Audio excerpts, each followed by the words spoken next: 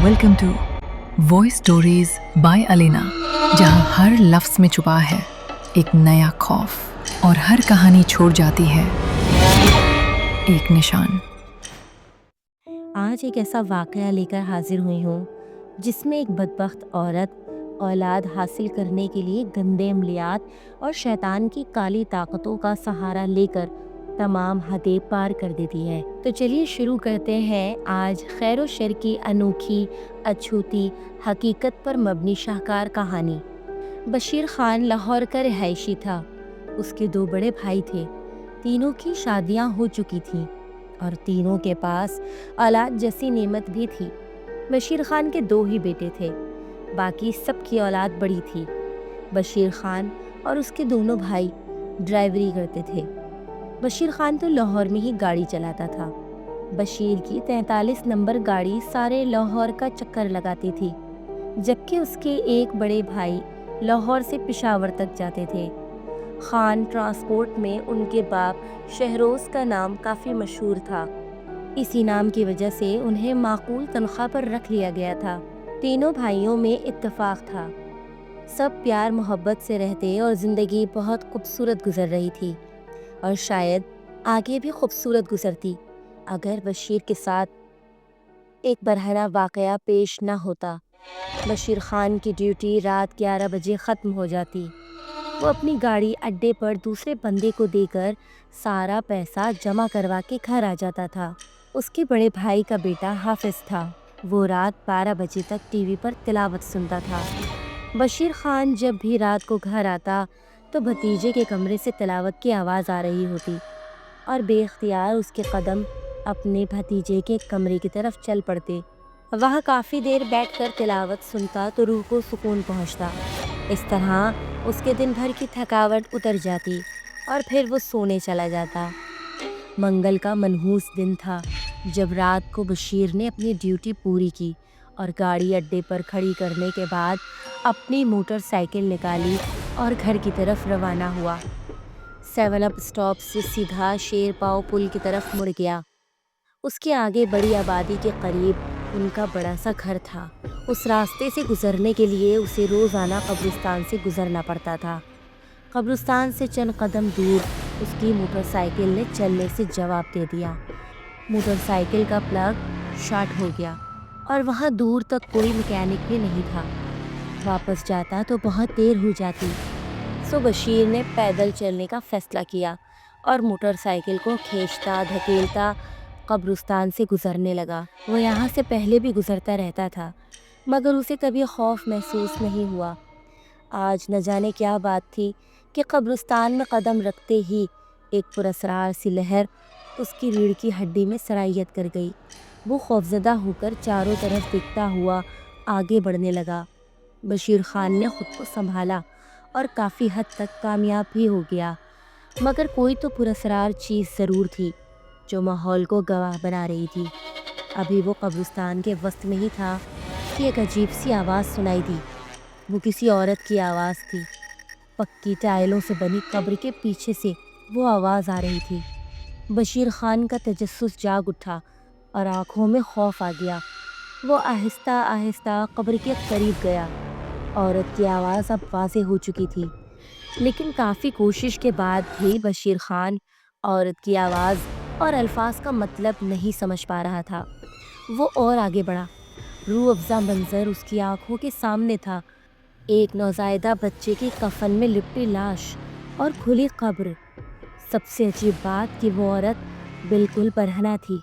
उसने अपने बाल पूरी तरह से खोले हुए थे और बच्चे का कफन उतार कर कुछ कर रही थी। पहले तो बशीर ने सोचा चुपचाप यहाँ से खिसक जाऊं, मगर उसकी ज़मीर ने इजाज़त न दी। वो औरत उस बच्चे की लाश की बेहुरमती कर रही थी। एक मुसलमान होने के नाते बशीर खान का फ़र्ज़ बनता था कि वो उसे रोके। बशीर का पख्तूनी खून जोश में आया और फैसला किया, ख्वाह ये औरत कोई मावराई मखलूक ही क्यों ना हो, उसे रोकना होगा। मगर वो पहले देखना चाहता था कि औरत आखिर क्या कर रही है। वो दबे पाँव कब्र के बिल्कुल पास आ गया। उसने देखा कि वो औरत बच्चे को सुरमा लगा रही है और औरत ने अपनी उंगली से एक बिंदिया बच्चे के माथे पर लगाई। اور پھر نامعلوم زبان میں کچھ بڑبڑانے لگی۔ پھر وہ بچے کے اوپر بیٹھ کر 7 بھرے پانی کے گھڑے سے اس پر پانی پھینکنے لگی۔ بشیر خان کی سمجھ میں آیا کہ یہ عورت کیا کر رہی ہے۔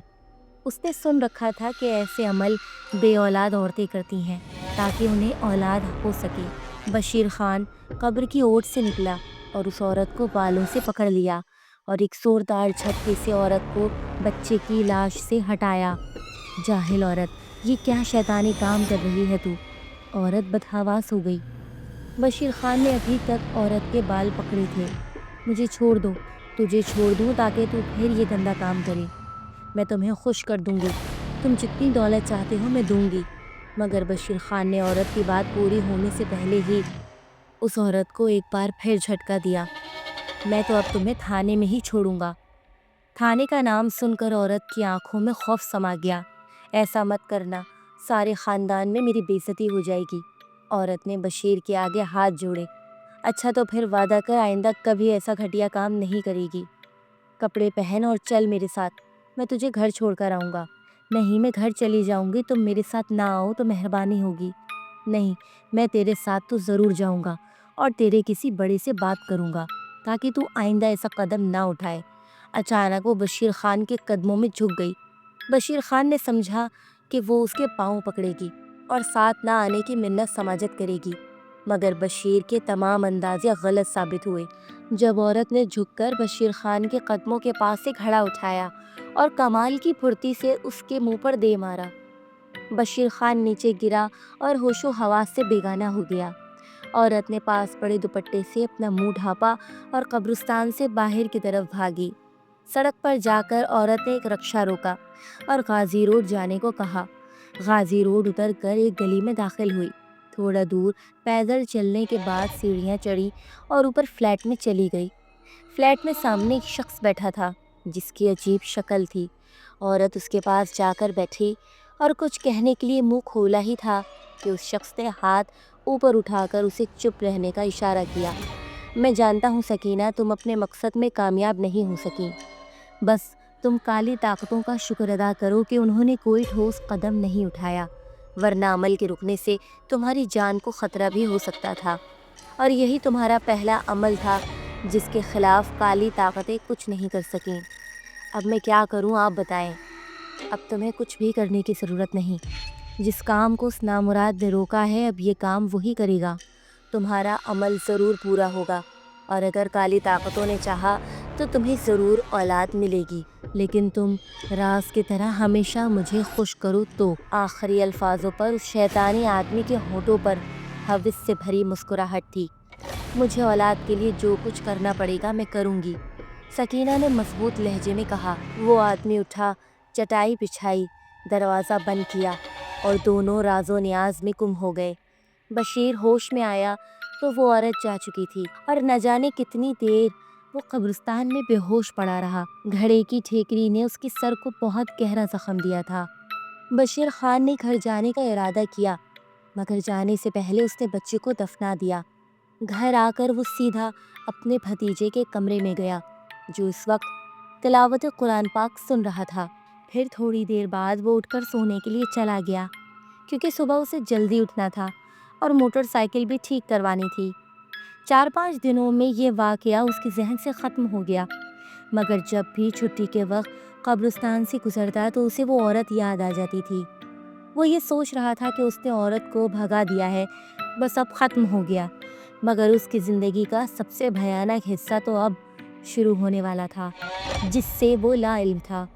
منگل کا دن پھر آ گیا۔ ڈیوٹی سے آ کر بشیر گھر میں داخل ہوا، تھوڑی دیر تلاوت سنی اور پھر اپنے کمرے میں سونے کے لیے چلا گیا۔ اس کی بیوی اور بچے حسب معمول سو چکے تھے، وہ بھی سو گیا۔ رات کا نہ جانے کون سا پہر تھا جب وہ اٹھا۔ اس نے اپنے بستر کی طرف دیکھا، اس کا اپنا ہی ہم شکل وہاں سو رہا تھا۔ وہ باہر نکلا اور خود بخود اس کے قدم زمین سے اٹھ گئے۔ وہ اڑتا ہوا ایک قبرستان میں پہنچا۔ وہ کوئی اور ہی قبرستان تھا۔ ایک چھوٹی سی قبر کے پاس وہ اترا، ہاتھوں سے قبر کھودنے لگا۔ قبر گیلی اور تازی ہی تھی۔ چند لمحے قبر کھودنے کے بعد ایک بچہ اس کے ہاتھوں میں تھا۔ اس نے بچے کی لاش کو ایک طرف رکھا اور قبر کو بڑی مہارت سے بند کر دیا۔ بچے کو اٹھایا اور پھر سے اڑنے لگا۔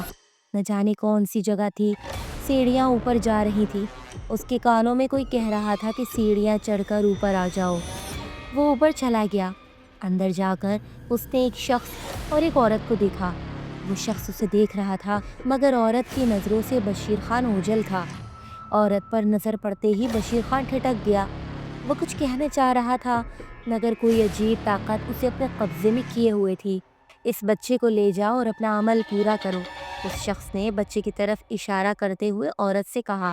تو عورت ایک کونے میں بنے کمرے نما کوٹری میں بچے کو لے کر چلی گئی۔ تم چلے جاؤ، اب جب تمہاری ضرورت ہوگی بلا لیا جائے گا، تمہارا جسم تمہارا انتظار کر رہا ہے۔ بشیر خان اس شخص کی بات سن کر کمرے سے نکل گیا۔ اس کی آنکھ کھلی تو وہ بہت خوفزدہ ہوا۔ نہ جانے کیسا خواب تھا یہ، بشیر خان نے سوچا اور حالات کا جائزہ لینے لگا۔ صرف 6 منگل اور تمہیں یہ عمل کرنا ہوگا اور پھر دیکھنا ضرور تمہیں اولاد ہوگی۔ ناگیش بابا نے سکینہ سے کہا، جو ابھی ابھی بچے پر عمل کر کے نکلی تھی۔ مگر آپ نے کہا تھا اب یہ عمل وہ شخص ہی کرے گا، مگر یہاں تو اچانک ہی یہ بچہ آ گیا، وہ شخص کیوں نہیں نظر آیا؟ یہ سب تم نہیں سمجھ سکتی سکینہ۔ انسان جب سوتا ہے تو روح اس کا ساتھ چھوڑ دیتی ہے، اور ہم نے بشیر خان کی روح کو قابو میں کر لیا ہے۔ اب وہ ہر منگل ہمیں کوئی نہ کوئی بچہ دے جائے گا، اور وہ یہی سمجھے گا کہ یہ سب خواب ہے۔ اب تم اس بچے کی لاش کے ٹکڑے کرو اور اگلے منگل تک تم نے یہ گوشت کھانا ہے۔ جاؤ اب اپنے گھر اور کام پورا کرو۔ سکینہ نے جلدی سے بچے کو شاپنگ بیگ میں ڈالا اور اپنے گھر چلی گئی۔ انسان اور شیطان کی جنگ ازل سے جاری ہے اور آخرت تک جاری رہے گی۔ شیطان کے بہکاوے میں وہی آتا ہے جس کا ایمان کمزور ہوتا ہے، اور سکینہ کا شمار بھی کمزور ایمان والی عورتوں میں ہوتا تھا۔ سکینہ کا خاوند اشتیاق بہت ہی نیکسپت آدمی تھا اور اپنے والدین کا اکلوتا بیٹا تھا، اور وہ پوش ایریا میں ایک شاندار کوٹھی میں رہتے تھے۔ سکینہ کے ساس سسر بھی بہت اچھے تھے۔ اس کی ساس روایتی ساسوں سے بالکل الٹ تھی، مگر پوتا پوتی کی آس کسے نہیں ہوتی، اور وہ بھی جب اپنا بیٹا بھی اکلوتا ہو۔ ساس کبھی کبھی کہہ دیتی تھی کہ تم ہمیں کب پوتا پوتی دو گی۔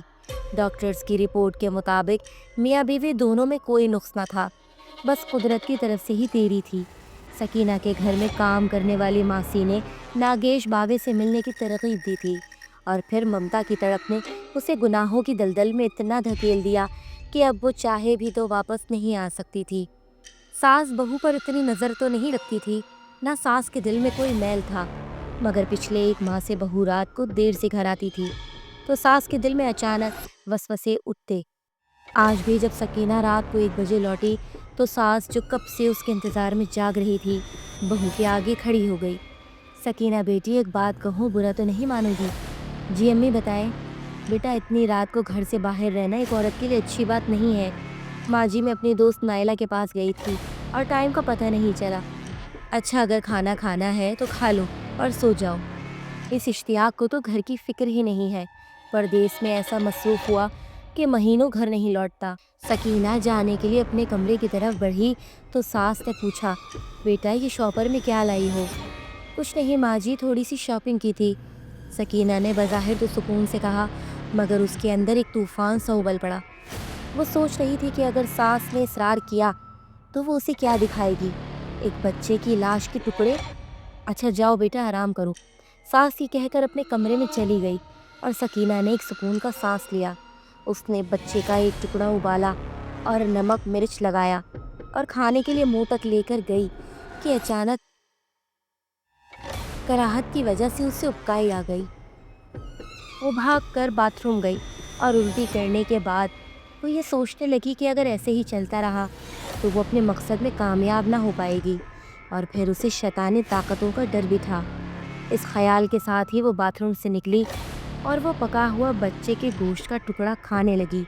اس گھنونے کام کے بعد وہ بستر پر سونے چلی گئی۔